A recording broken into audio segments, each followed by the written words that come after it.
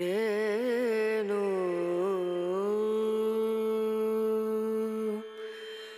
রনা রনা না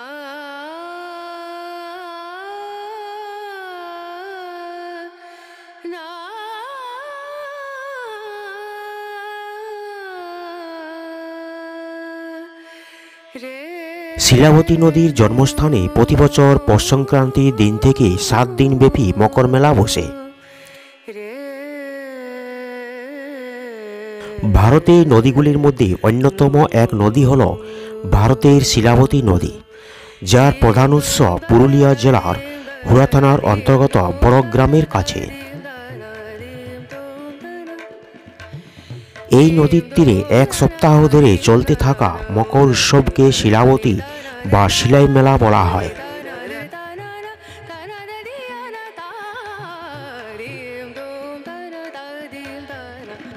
পৌষের শীতকালীন মকর মেলাকে স্থানীয় মানুষেরা খুবই উৎসাহ, উদ্দীপনা এবং ভক্তি সহকারে এই মেলাকে উপভোগ করে থাকেন। শিলাবতী নদীর সৃষ্টি এই জায়গাতেই হয়েছে বলে মেলার কেন্দ্রস্থলে শিলাবতী মায়ের মন্দির রয়েছে। শিলাবতী দেবীর কাঁখে রয়েছে জলের কলসি এবং দেবী নদীর প্রান্তে দণ্ডায়মান। প্রবাদ রয়েছে, এখানের এক গ্রামে এক আশ্রম আছে। একসময় এক সাধু সেখানে থাকতেন এবং স্থানীয় এক মহিলা টুকিটাকি কাজ করতেন সেই সাধুর আশ্রমে। সাধু তীর্থে যাবেন এই কথা মহিলার কর্ণপাত হলে এক পুটুলি বেঁধে সাধুর হাতে দিলেন এবং অনুরোধ করলেন যেন ওই পুটুলি গঙ্গার জলে মা গঙ্গাকে সমর্পণ করেন।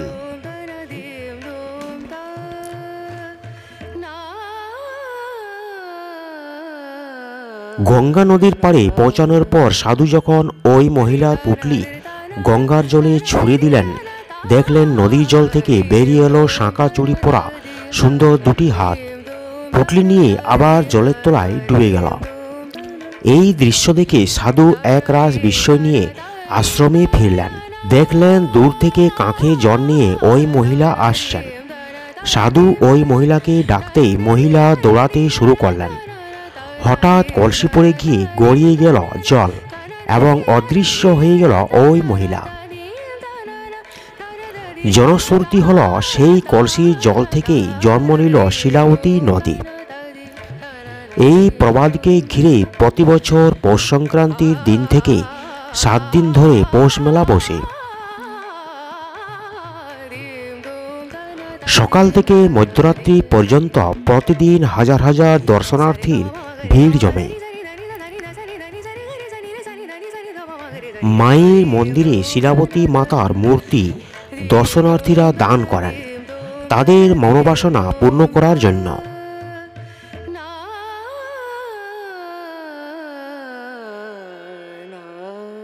মেলার বিস্তৃত খোলা জায়গা জুড়ে শত শত খাবার দোকান থেকে মহিলা প্রসাধনী দ্রব্যের দোকান বসানো হয়।